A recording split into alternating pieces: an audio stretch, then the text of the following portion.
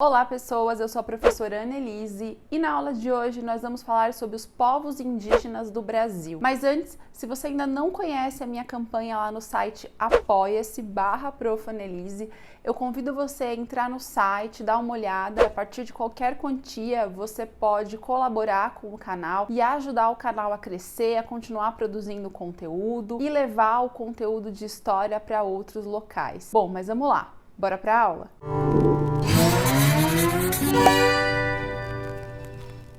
Antes de começar a nossa aula, eu quero falar para vocês que todas as referências que eu utilizei para fazer esse vídeo, sejam elas referências historiográficas ou até mesmo de vídeos ou notícias, estão aqui na descrição do vídeo. Aqui eu pretendo iniciar uma discussão, fazer uma breve introdução sobre esse assunto que é tão amplo, que tem vários estudos já. Por isso que eu estou colocando aqui na descrição para que você depois possa se aprofundar nesse tema da maneira que você achar mais adequado. Não só estudos de historiografia eu usei, me baseei para fazer esse vídeo, mas também estudos dos próprios povos indígenas, das principais lideranças indígenas atuais, como o Ailton Krenak, por exemplo. Então eu coloquei aqui algumas referências, vídeos, indicações de séries, tudo isso para que você possa complementar aí os seus estudos. Para começar, é importante falar para vocês que a partir de 2008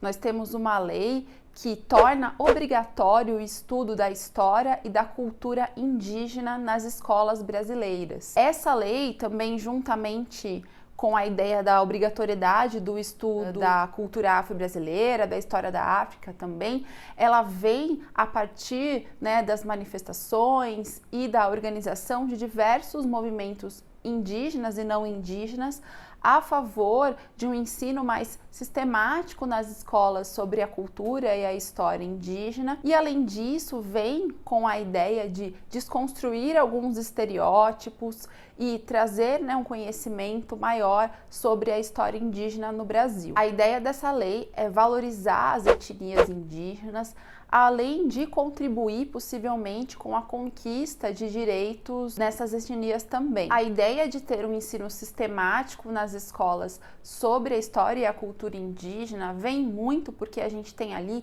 uma representação desses grupos totalmente estereotipada e muitas vezes negativa, e até mesmo às vezes alguns discursos que naturalizam alguns processos históricos.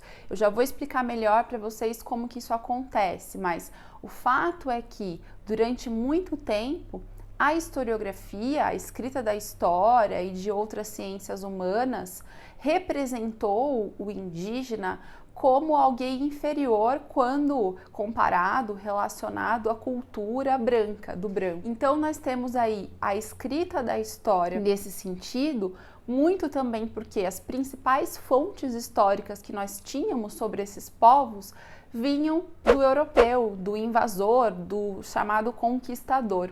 Então as fontes que nós tínhamos faziam já essa representação do povo indígena, e a partir disso é que a escrita da história era concebida. Então, além de ser uma visão eurocêntrica da história, essas fontes que nós tínhamos, essas escritas que representavam os indígenas, inferiorizavam e, de certa forma, contribuíam para a exclusão dessa população dentro da sociedade. Esse tipo de representação ficou muito forte ao longo do século XIX, pelo menos até meados do século XX, mas atualmente nós temos uma outra visão de história, de antropologia e de sociologia sobre esses povos, e principalmente agora nas ciências humanas nós temos um movimento chamado de pós-colonialista, que tenta olhar para essas etnias, não só as etnias indígenas, como os povos africanos, de uma forma diferente, sem esse olhar eurocêntrico e de que exista uma cultura inferior e outra superior, mas dando conta dessa questão interacionista entre os indivíduos, ou seja, as interações que essas populações tiveram com os europeus, por exemplo. Essa corrente de pensamento, vamos dizer assim, ela leva muito em consideração a questão da identidade, as memórias desse povo e as narrativas que por muitas vezes foram desconsideradas nesse processo de escrita das ciências humanas e até mesmo que influenciou depois uma memória coletiva. Então, a partir desses estudos pós-colonialistas, nós temos uma outra perspectiva, um outro olhar para essas populações. E isso é muito importante, porque nós tivemos durante muito tempo uma narrativa que inferioriza esses povos, que cria esses estereótipos, como eu já falei, e isso acaba permanecendo, de certa forma, na memória coletiva das pessoas, que se torna também ali um senso comum entre essas pessoas que acreditam, por exemplo, em estereótipos a respeito de povos indígenas ou até mesmo dos povos africanos. Eu vou dar alguns exemplos aqui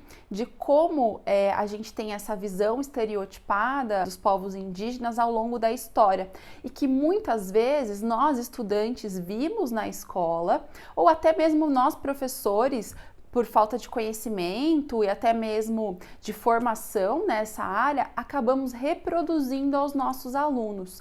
Então, se você é estudante ou é professor, fica de olho nesses exemplos que eu vou dar, vê se você já não conhece ou já não ouviu falar por aí. As primeiras narrativas que nós temos a respeito dos povos indígenas se iniciam a partir do século XVI, com as invasões dos europeus aqui ao Brasil, mais especificamente as invasões portuguesas. E aí nós temos relatos de viajantes, diários, cartas, muitas vezes nós temos também livros de estudiosos que vieram para cá e relatavam aos outros europeus sobre a fauna, a flora brasileira. E dentro desses tratados descritivos da nossa natureza, estavam ali também os povos indígenas.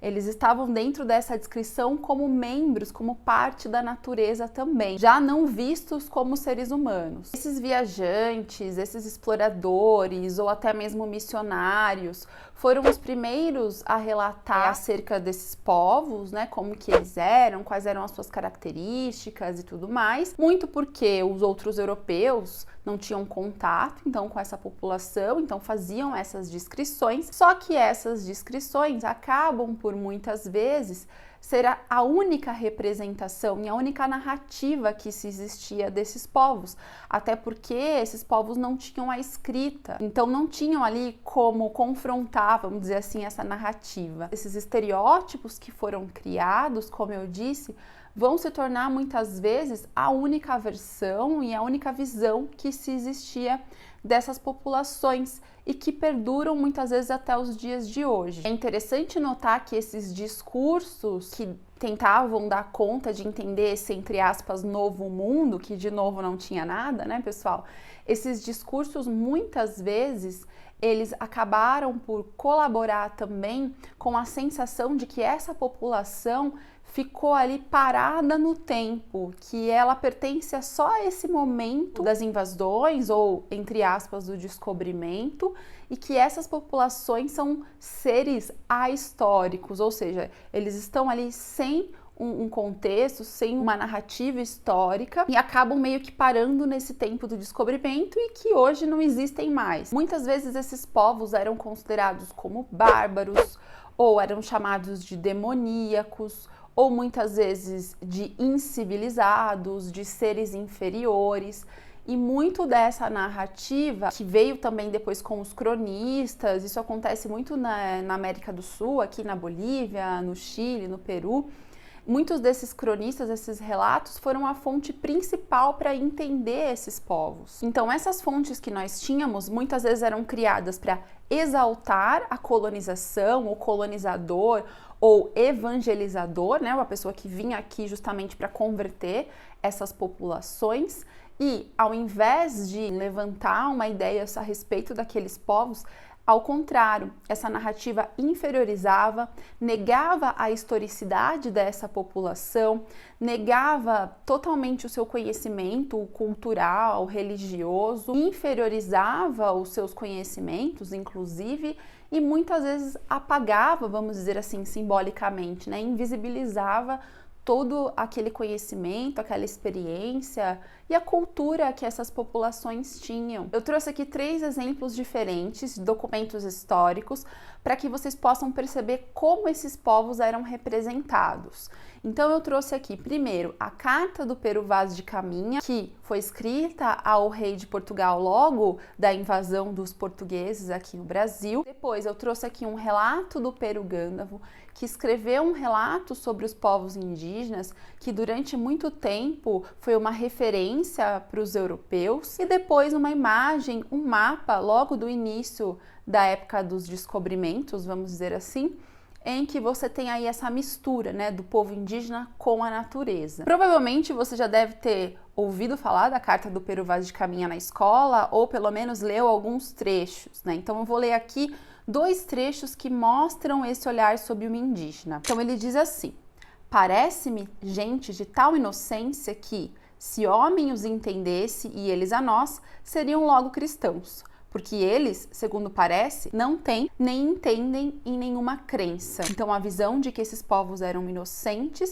e que logo se tornariam cristãos, porque na visão desse europeu, do português, eles não tinham nenhuma crença. E aí ele continua: portanto, se os degredados que aqui hão de ficar aprenderam bem a sua fala e os entenderam, não duvido que eles, segundo a santa intenção de Vossa Alteza, se hão de fazer cristãos e crer em nossa santa fé, a qual preza o nosso Senhor, que os traga, porque certo, esta gente é boa e de boa simplicidade, e imprimir-se-á ligeiramente neles qualquer cunho que lhes quiserem dar. E pois nosso Senhor, que lhes deu os bons corpos e bons rostos, como a bons homens por aqui nos trouxe, creio que não foi sem causa. Então você percebe essa visão que posteriormente vai ser construída lá no romantismo, né, sobre essa população indígena inocente, pura, uma população que ele diz aqui que é boa, que é simples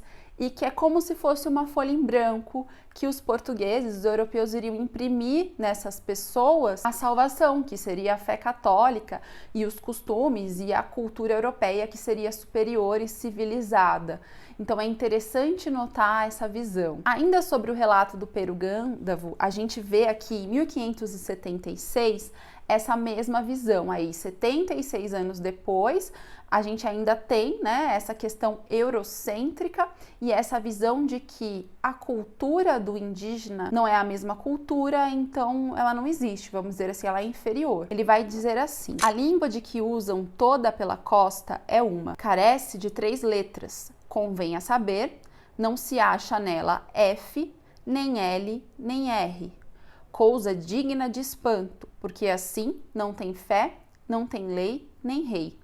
E desta maneira vivem desordenadamente, sem terem além disto conta, nem peso, nem medida. Então, ele diz que dentro da linguagem dessa população você não tem essas letras para se referir à falta de fé, de lei e de rei que essa população tinha. Então, você tem aqui claramente uma visão eurocêntrica, no sentido de que a medida, a referência de política, de crença, a referência de justiça era a europeia. Então, se eles não estão com a mesma visão, se os povos indígenas não têm a mesma cultura, eles não têm simplesmente essa cultura, ou essa cultura é inferior.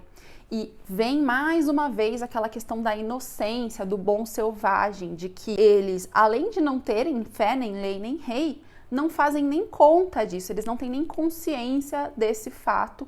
Por isso, para esses povos, viver desordenadamente, viver sem nenhuma organização não era um problema, porque nem consciência disso eles tinham. E para finalizar, eu trouxe essa imagem aqui do Atlas dos Mares, de 1519, logo no início da nossa colonização, no período da pré-colonização, onde você tem aí a extração do pau-brasil, e aí se vocês lembrarem lá das aulas de, entre aspas, descobrimento da colonização do Brasil, vocês vão lembrar que a extração do pau-brasil era feita pelos povos indígenas, que conheciam, que sabiam fazer essa extração. E aí nesse mapa a gente percebe essa mistura do povo indígena com a natureza. Então eles estão aí carregando o pau-brasil nas costas, você tem imagem de animais, da floresta, principalmente pela costa, né, que era o lugar principal que os portugueses conheciam, principalmente a costa do Nordeste, e eles estão ali como se fossem parte da natureza também, como se fossem ali, entre aspas, selvagens,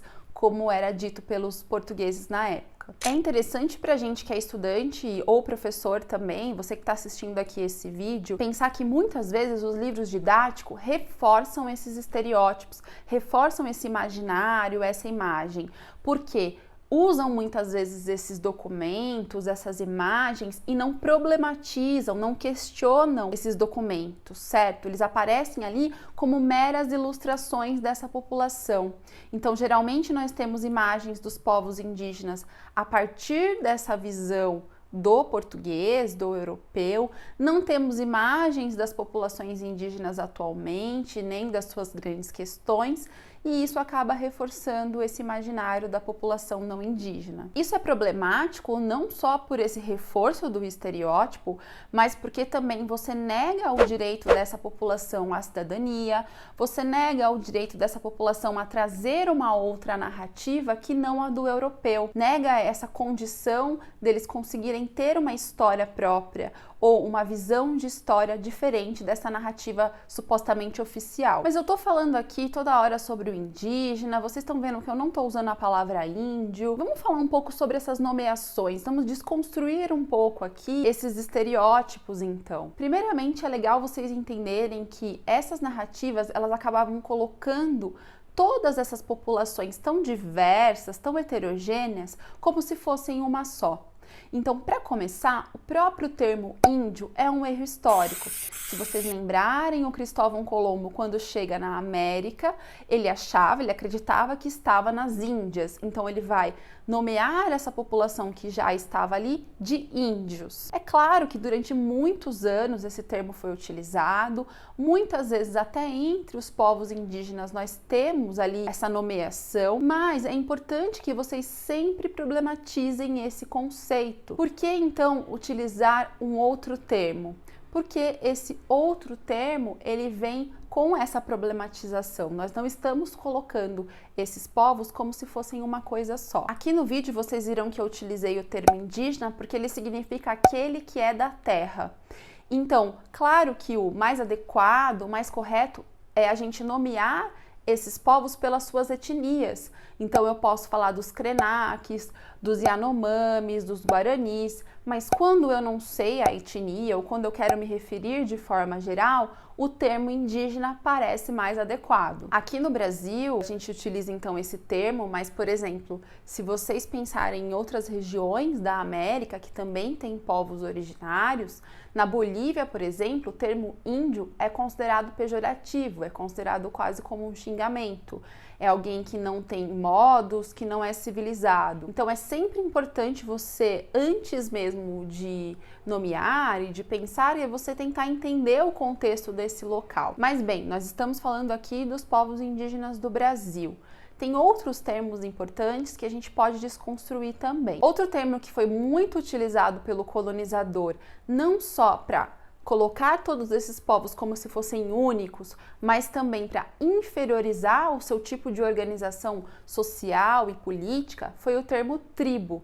Então, por muitos anos esse termo foi utilizado e ele não é o mais adequado. Então, seria mais interessante a gente utilizar, por exemplo, o termo povos ou comunidades, né, para nomear essa população que vive ali reunida em torno, geralmente, de uma etnia. Outro termo que é muito importante de ser desconstruído, e eu garanto que você já deve ter ouvido falar na escola, você já deve ter pelo menos ouvido falar por aí na mídia, é a ideia de lendas indígenas. Então, por muitas vezes vem aquele estereótipo das lendas, a lenda da mandioca, a lenda do Deus Sol, da Lua, das montanhas, e são tratadas dessa forma, né, como lendas, como coisas inferiores. Quando você usa o termo lenda, fica parecendo que é algo fantasioso, que é algo mentiroso. Mas Por que é importante a gente problematizar isso? Porque para muitas etnias, para muitos povos, para muitas comunidades, essas, entre aspas, lendas são as crenças dessa população.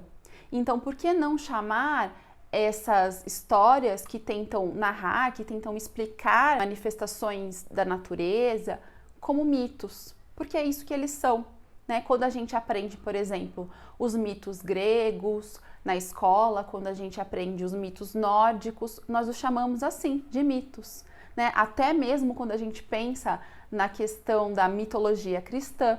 E por que não chamar de mito também essas crenças indígenas? Bom, pessoas, para continuar a nossa aula, então, além de toda essa desconstrução, agora eu vou falar um pouco para vocês sobre quem são os povos indígenas, como esses povos se organizam, quais foram as conquistas de cidadania que essa população conseguiu aqui no Brasil no século XX, no século XXI, certo? Bom, da chegada de Pedro Álvares Cabral em 1500, estima-se que haviam mais ou menos aqui 5 milhões de indígenas, certo? E tem dados históricos aí que chegam a afirmar que somente uma etnia indígena, que eram os Guarani, representavam mais ou menos ali 1 milhão de pessoas na época. É claro que esse número se reduziu com os milhares de anos de perseguição, de genocídio e do povo indígena, mas nós temos aí hoje pesquisas que demonstram qual é o tamanho dessa população na atualidade. O último censo que a gente tem informação sobre essa população é o censo de 2010, que indica quase 900 mil indígenas, pessoas que se autodeclararam indígenas. Entre 2000 e 2010, nós tivemos aí um salto demográfico dessa população. Não é que a gente teve mais nascimento, né, da população indígena, mas que nós tivemos ali condições de cidadania, de movimentos sociais, condições que deixaram essa população, vamos dizer assim, mais à vontade para se reconhecer como indígena, assim como foi com a questão do afro-brasileiro. Entre essas 900 mil pessoas, nós temos aí mais ou menos 305 etnias, mas provavelmente esse número ele é um pouco menor do que a realidade, porque esse censo ele não está considerando etnias específicas, certo? Inclusive, de acordo com uma ONG conhecida como ISA, que é o Instituto Socioambiental, em 2017 haviam mais ou menos 236 etnias vivendo no Brasil e mais ou menos de 35 a 40 grupos chamados de isolados, porque são populações que não estão ali em contato com o homem branco, né, com o não indígena, ou muitas vezes por opção não querem esse contato, certo? Sobretudo na Amazônia, esses povos isolados podem ser aí entre mais ou menos 500 a 1.000 pessoas e podem ter outras populações isoladas ainda não conhecidas. É interessante entender também que boa parte dessa população fala o português, mas fala também a sua própria língua, da sua etnia ali específica. Por isso é interessante a gente entender que não falamos apenas o português no Brasil. Esse levantamento de dados é extremamente importante, porque além da questão da obrigatoriedade do ensino de história e da cultura indígena, com esse levantamento de dados, nós temos ali uma representatividade dessa população. E é importantíssimo que os estudantes, vocês estudantes, e até mesmo nós já adultos, reconheçamos que essa população é significativa, que ela existe, até mesmo para que nós saibamos um pouco mais sobre o nosso passado, da nossa família. Afinal, se a gente pegar o Brasil, né, a gente tem ali essa mistura de etnias. Então, essa representatividade é muito importante, inclusive para você aí que é estudante, para se reconhecer dentro desse contexto. Para falar um pouquinho aqui da organização social desses povos, é importante ainda entender que toda vez que eu estiver falando de organização social, organização política, eu não posso falar aqui para vocês que existia um único tipo ou que existe um único tipo de organização. Até porque se são tantas etnias, se são tantas línguas diferentes, nós temos também organizações políticas, sociais e religiosas religiosas também diferentes. Nenhuma delas é homogênea, nenhuma delas é toda igual e a gente não pode cair no risco, né, de cometer o mesmo erro, né, de cometer a mesma ideia do nosso colonizador. Então, falando sobre a organização social, os povos indígenas, entre eles, né, se consideram como parentes. Quando eu falo essa palavra, não significa que é o seu parente mais próximo ou da família ali nuclear, pai, mãe, irmãos, mas são todos aqueles que, de certa forma, se reconhecem, têm uma identidade, uma cultura, crenças em comum. Cada povo indígena, como eu disse, se organiza de uma forma, até porque depende muito da crença que essa população tem, que a sua visão de mundo tem, que a gente chama aí de cosmologia. Então, dependendo dessa cosmologia, é que acontece um certo tipo de organização. Mas para falar um pouco sobre ela, né, generalizando mais ou menos como funciona, eu vou dar aqui algumas características. Em geral, a organização dessa população é uma família muito extensa, certo? Que geralmente é considerada como uma unidade social única, e essa família extensa, ela está sempre em torno de um patriarca ou de uma matriarca, e geralmente essas relações se dão ou por meio do parentesco ou por meio ali de afinidades políticas ou econômicas. Quando eu falo de família extensa aqui, pessoal, eu estou falando de uma família bem diferente do que nós estamos acostumados ou até mesmo da família europeia. Não só o pai, a mãe e os filhos, vamos dizer assim, mas também os genros, as noras, os cunhados e outras famílias que podem, vamos dizer assim, se afiliar, se ligar a essa família. Toda essa cosmovisão, né, essa visão de mundo que eu disse para vocês, ela orienta então o dia a dia dessa população. Inclusive, essas mitologias, elas vão orientar também os casamentos, os usos das plantas para medicina, por exemplo, os animais para cura de doenças, além de muitos hábitos do cotidiano dessa população. Essa cosmovisão também vai orientar o local e como moram essa comunidade, essa população indígena. Muitos moram às margens dos rios ou dentro de pequenas malocas, outros vivem no interior da floresta ou nas montanhas. Alguns deles, né, podem viver também ainda praticando a pesca, a caça, a agricultura, a coleta de frutas silvestres. Tudo isso depende muito da região e de como é a cosmovisão dessa população. Mas é importante entender que a terra, né, e a quantidade de terra, e dependendo do local onde essas pessoas estão, vai influenciar na vida que elas vão viver. Então, quanto maior as terras, quanto mais extensas, mais essa população tem condições de alimentação, de fazer os seus rituais e de conviver de forma recíproca com outras populações também. É por isso que as relações de aliança são extremamente importantes entre as comunidades indígenas. Além da família, dos parentes, como eu disse, serem a base para essas comunidades, nós também temos ali os processos de aliança. As alianças, elas vão se estabelecer de acordo com as necessidades da época e do local, e elas podem ser temporárias ou não. Muitas vezes essas alianças acontecem com troca de mulheres, com troca de locais que podem ser privilegiados, com vários recursos naturais, ou até mesmo entre etnias que são inimigas. É legal entender também que essas alianças e essas relações de parentesco formam a base da vivência dessa população, formam a base também da produção, da troca e do consumo. Por isso que a produção dos bens e do consumo são feitas a partir dessas alianças, a partir dessas relações de parentesco. Bom, pessoal, mas para além dessa organização, esses povos indígenas vieram aí de séculos de resistência. Resistência à invasão das suas terras, ao genocídio da sua população, muitas vezes causada por doenças ou até mesmo pelos assassinatos de forma direta. Mas essa resistência também vem acompanhada da organização em movimentos indígenas.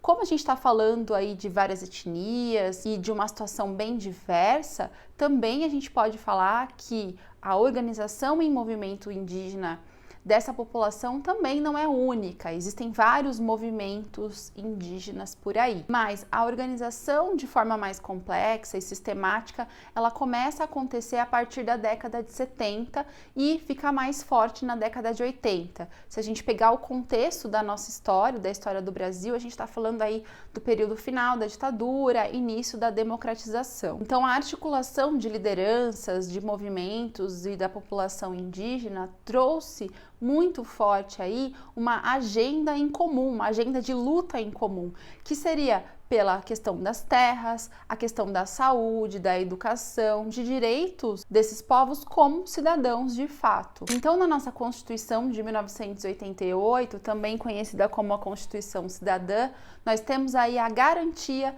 desses direitos aos povos indígenas por conta dessa movimentação. Alguns direitos, eu vou citar aqui para vocês, foram muito importantes e são destaque até hoje. Exemplos dessas conquistas dos movimentos indígenas. Esses direitos, obviamente, conquistados em 1988, a participação política dessa população indígena, então nós temos aí agora prefeitos, já tivemos prefeitos, deputados, vereadores indígenas, programas governamentais inovadores, como por exemplo o Projeto de Proteção às Terras Indígenas da Amazônia Legal, o Distrito Sanitário Especial Indígena e a Carteira Indígena. Além disso, a proposta de educação escolar indígena específica e diferenciada, que é uma educação bilíngue, pluricultural, autônoma e principalmente autogestada pelos indígenas. Por fim, as demarcações de terra, principalmente na Amazônia. É importante entender que essa cidadania não é comum e nem única, ela precisa ser plural e específica para as necessidades dessa população. Bom, mas apesar dessa conquista, os últimos 30 anos desde a nossa Constituição não foram fáceis e continuam aí não sendo para a população indígena. Nós temos aí vários desafios importantes, principalmente porque ainda temos esse estereótipo dessa população como uma população transitória, que um dia vai deixar de existir, ou até mesmo disputas por questões políticas e econômicas com relação à moradia dessa população. Eu trouxe aqui alguns exemplos só para vocês terem noção desses desafios e que são muito atuais, são desse ano aqui de 2020, tá? Eu peguei algumas notícias, principalmente nesse contexto que a gente está falando aqui de pandemia, que mostram como essa situação afetou a população indígena. Então, nós temos aqui, eu peguei esses dados que são desse mês de julho de 2020. Ao todo, 445 indígenas já faleceram de Covid e 12.048 foram infectados, de acordo com a articulação dos povos indígenas do Brasil, o que indica que 124 povos já foram afetados pela pandemia. As comunidades alegam principalmente que os invasores se aproveitaram dessa situação, que tem menor fiscalização, para entrar nos seus territórios e acabam levando o vírus. Também temos aí o governo federal vetando trechos de um texto que previa ser obrigatório fornecer o acesso à água potável, a distribuição de cestas básicas e a distribuição gratuita de material de higiene, limpeza e desinfecção das aldeias, além de garantir a oferta emergencial de leitos hospitalares e de terapia intensiva. Então o governo vetou essas obrigações, e a obrigação de comprar ventiladores e máquinas de oxigênio sanguíneo para essas comunidades. E por fim, por essa questão de, vamos dizer assim, flexibilização da fiscalização por conta da pandemia, o território dos Yanomami, que é um território extremamente importante na Amazônia brasileira, está sendo ali afetado por garimpeiros que estão voltando com força ali na área e que tinham sido expulsos no início da década de 90. Bom, pessoal, como eu disse, esse vídeo ele foi só para iniciar uma discussão para que vocês possam aprofundar. Mas, de forma geral, então, por que é importante falar sobre essa temática? Eu vou trazer aqui alguns pontos para vocês, para que a gente possa fechar a nossa discussão. Quando a gente entende, a gente compreende mais sobre a cultura, sobre a crença, sobre as organizações de determinados povos, que podem ser, entre aspas, estranhos para a gente consegue olhar para essa população como uma população que é cidadã, que tem os mesmos direitos, Quanto mais estereótipos, quanto menos conhecimento nós temos, mais a questão da violência, da exclusão da cidadania do outro e até mesmo do extermínio físico pode acontecer. As ameaças também dos não indígenas sobre as terras dessa população, como o garimpo, por exemplo, como empresas mineradoras, é uma ameaça muito forte até os dias de hoje. É importante que a gente entenda o direito à terra dessa população também. Conhecer e respeitar essa população não pode ser feito só por uma questão de exotismo, como se essa população fosse exótica e deveria ser observada como animais em zoológico. Não é nesse sentido que eu estou falando aqui para vocês, pessoal. É no sentido de conhecer, entender e respeitar uma população que tem anos e anos aí de conhecimentos que muitas vezes podem ser utilizados para a gente. Conhecimentos sobre a medicina, por exemplo, sobre hábitos alimentares, sobre a sobrevivência de forma geral. Essa população é herdeira de conhecimentos milenares, que muitas vezes também podem nos ajudar não só na prática do dia a dia, mas para conhecer e entender o nosso mundo, o mundo que nos cerca. E por fim, entender e desconstruir esses estereótipos e essa suposta inferioridade leva a gente também a pensar que essa população também precisa ter um lugar no mundo, em que a gente tem aí, então, a inclusão de todos e todas. Então é isso, pessoal. Se você gostou do vídeo de hoje, deixa aqui o seu comentário, curte aqui o vídeo, compartilha para os seus amigos que se interessam pelo assunto e até a próxima aula.